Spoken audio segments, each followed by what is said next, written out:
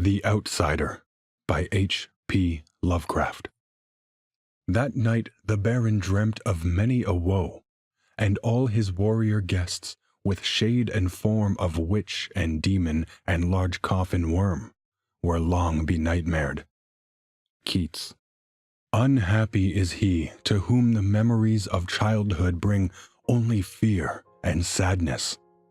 Wretched is he who looks back upon lone hours in vast and dismal chambers with brown hangings and maddening rows of antique books, or upon odd watches in twilight groves of grotesque, gigantic, and vine-encumbered trees that silently wave twisted branches far aloft.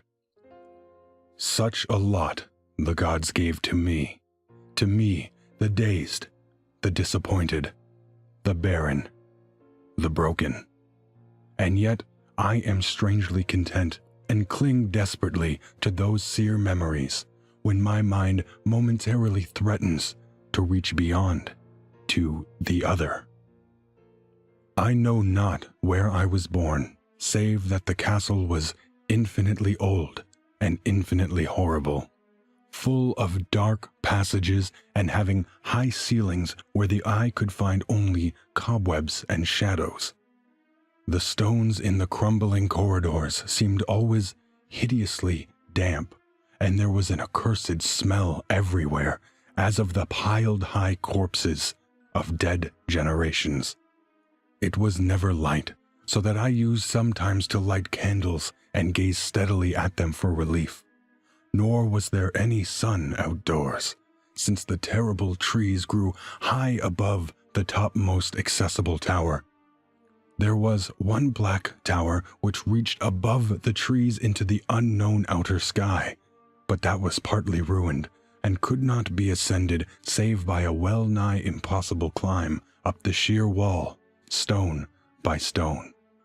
I must have lived years in this place, but I cannot measure the time. Beings must have cared for my needs, yet I cannot recall any person except myself, or anything alive but the noiseless rats and bats and spiders.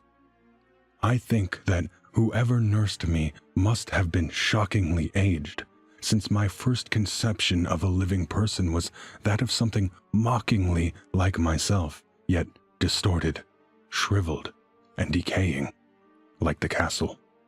To me, there was nothing grotesque in the bones and skeletons that strode some of the stone crypts deep down among the foundations. I fantastically associated these things with everyday events and thought them more natural than the colored pictures of living beings, which I found in many of the moldy books. From such books I learned all that I know. No teacher urged or guided me, and I do not recall hearing any human voice in all those years, not even my own, for although I had read of speech, I had never thought to try to speak aloud. My aspect was a matter equally unthought of, for there were no mirrors in the castle, and I merely regarded myself by instinct, as akin to the youthful figures I saw drawn and painted in the books. I felt conscious of youth because I remembered so little. Outside, across the putrid moat and under the dark, mute trees, I would often lie and dream for hours about what I had read in the books, and would longingly picture myself amidst gay crowds in the sunny world beyond the endless forest. Once I tried to escape from the forest, but as I went farther from the castle, the shade grew denser and the air more filled with brooding fear, so that I ran frantically back, lest I lose my way in a labyrinth of nighted silence. So through endless twilights I dreamed and waited, though I knew not what I waited for. Then in the shadowy solitude my longing for light grew so frantic that I could rest no more, and I lifted entreating hands to the single black ruined tower that reached above the forest into the unknown outer sky. And at last I resolved to scale that tower, fall though I might, since it were better to glimpse the sky and perish than to live without ever beholding day. In the dank twilight I climbed the worn and aged stone stairs till I reached the level where they ceased, and thereafter clung perilously to small footholds leading upward. Ghastly and terrible was that dead, stairless cylinder of rock, black, ruined and deserted, and sinister with startled bats whose wings made no noise. But more ghastly and terrible still was the slowness of my progress. For climb as I might, the darkness overhead grew no thinner, and a new chill as of haunted and venerable mold assailed me. I shivered as I wondered why I did not reach the light, and would have looked down had I dared. I fancied that night had come suddenly upon me, and vainly groped with one free hand for a window embrasure, that I might peer out and above and try to judge the height I had attained. All at once, after an infinity of awesome, sightless crawling up that concave and desperate precipice, I felt my head touch a solid thing, and I knew I must have gained the roof, or at least some kind of floor. In the darkness, I raised my free hand and tested the barrier, finding it stone and immovable.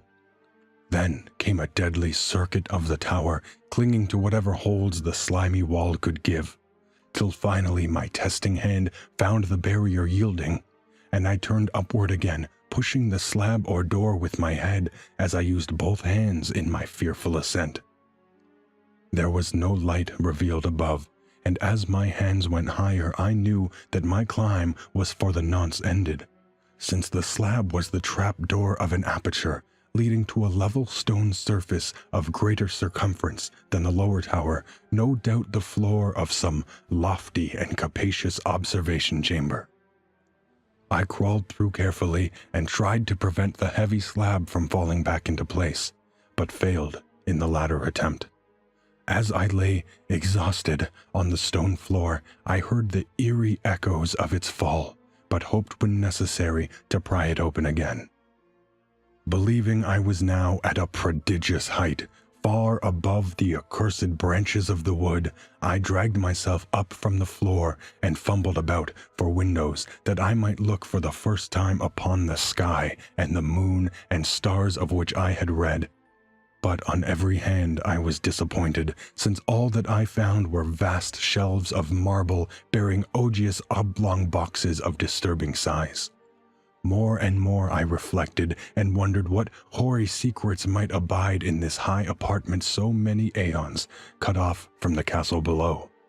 Then unexpectedly my hands came across a doorway, where hung a portal of stone rough with strange chiseling. Trying it, I found it locked, but with a supreme burst of strength I overcame all obstacles and dragged it open inward.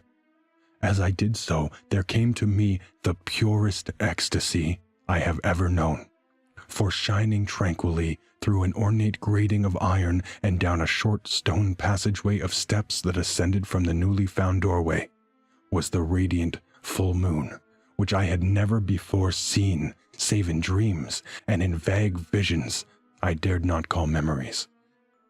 Fancying now that I had attained the very pinnacle of the castle, I commenced to rush up the few steps beyond the door, but the sudden veiling of the moon by a cloud caused me to stumble, and I felt my way more slowly in the dark. It was still very dark when I reached the grating, which I tried carefully and found unlocked, but which I did not open, for fear of falling from the amazing height to which I had climbed. Then the moon came out. Most demoniacal of all shocks is that of the abysmally unexpected and grotesquely unbelievable. Nothing I had before undergone could compare in terror to what I now saw, with the bizarre marvels that sight implied. The sight itself was as simple as it was stupefying, for it was merely this. Instead of a dizzying prospect of treetops seen from a lofty eminence, there stretched around me on a level through the grating nothing less than the solid ground, decked and diversified by marble slabs and columns, and overshadowed by an ancient stone church, whose ruined spire gleamed spectrally in the moonlight. Half unconscious, I opened the grating and staggered out upon the white gravel path that stretched away in two directions. My mind, stunned and chaotic as it was, still held the frantic craving for light, and not even the fantastic wonder which had happened could stay my course. I neither knew nor cared whether my experience was insanity, dreaming, or magic, but was determined to gaze on brilliance and gaiety at any cost. I knew not who I was, or what my surroundings might be, though as I continued to stumble along, I became conscious of a kind of fearsome, latent memory that made my progress not wholly fortuitous. I passed under an arch out of that region of slabs and columns, and wandered through the open country, sometimes following the visible road, but sometimes leaving it curiously, to tread across meadows where only occasional ruins bespoke the ancient presence of a forgotten road. Once I swam across a swift river where crumbling mossy masonry told of a bridge long vanished. Over 2 hours must have passed before I reached what seemed to be my goal, a venerable ivied castle in a thickly wooded park, maddeningly familiar, yet full of perplexing strangeness to me. I saw that the moat was filled in, and that some of the well-known towers were demolished, whilst new wings existed to confuse the beholder. But what I observed with chief interest and delight were the open windows, gorgeously ablaze with light and sending forth sound of the gayest revelry. Advancing to one of these, I looked in and saw an oddly dressed company indeed, making merry and speaking brightly to one another. I had never seemingly heard human speech before, and could guess only vaguely what was said. Some of the faces seemed to hold expressions that brought up incredibly remote recollections. Others were utterly alien. I now stepped through the low window into the brilliantly lighted room, stepping as I did so from my single bright moment of hope to my blackest convulsion of despair and realization. The nightmare was quick to come, for as I entered there occurred immediately one of the most terrifying demonstrations I had ever conceived. Scarcely had I crossed the sill when there descended upon the whole company a sudden and unheralded fear of hideous intensity, distorting every face and evoking the most horrible screams from nearly every throat. Flight was universal, and in the clamor and panic, several fell in a swoon and were dragged away by their madly fleeing companions. Many covered their eyes with their hands and plunged blindly and awkwardly in their race to escape, overturning furniture and stumbling against the walls before they managed to reach one of the many doors. The cries were shocking, and as I stood in the brilliant apartment alone and dazed, listening to their vanishing echoes, I trembled at the thought of what might be lurking near me unseen. At a casual inspection, the room seemed deserted, but when I moved toward one of the alcoves, I thought I detected a presence there, a hint of motion beyond the golden-arched doorway leading to another and somewhat similar room. As I approached the arch, I began to perceive the presence more clearly, and then, with the first and last sound I ever uttered, a ghastly ululation that revolted me almost as poignantly as its noxious cause, I beheld in full, frightful vividness the inconceivable, indescribable, and unmentionable monstrosity which had by its simple appearance changed a merry company to a herd of delirious fugitives. I cannot even hint what it was like, for it was a compound of all that is unclean, uncanny, unwelcome, abnormal, and detestable. It was the ghoulish shade of decay, antiquity, and desolation, the putrid dripping eidolon of unwholesome revelation, the awful bearing of that which the merciful earth should always hide. God knows it was not of this world, or no longer of this world. Yet to my horror, I saw in its eaten away and bone-revealing outlines a leering, abhorrent travesty on the human shape, and in its moldy, disintegrating apparel, an unspeakable quality that chilled me even more. I was almost paralyzed, but not too much so to make a feeble effort toward flight, a backward stumble which failed to break the spell in which the nameless, voiceless monster held me. My eyes, bewitched by the glassy orbs which stared loathsomely into them, refused to close, though they were mercifully blurred, and shewed the terrible object but indistinctly after the first shock. I tried to raise my hand to shut out the sight, yet so stunned were my nerves that my arm could not fully obey my will. The attempt, however, was enough to disturb my balance, so that I had to stagger forward several steps to avoid falling. As I did so, I became suddenly and agonizingly aware of the nearness of the carrion thing, whose hideous, hollow breathing I half fancied I could hear. Nearly mad, I found myself yet able to throw out a hand to ward off the fetid apparition which pressed so close, when in one cataclysmic second of cosmic nightmarishness and hellish accident, my fingers touched the rotting, outstretched paw of the monster beneath the golden arch.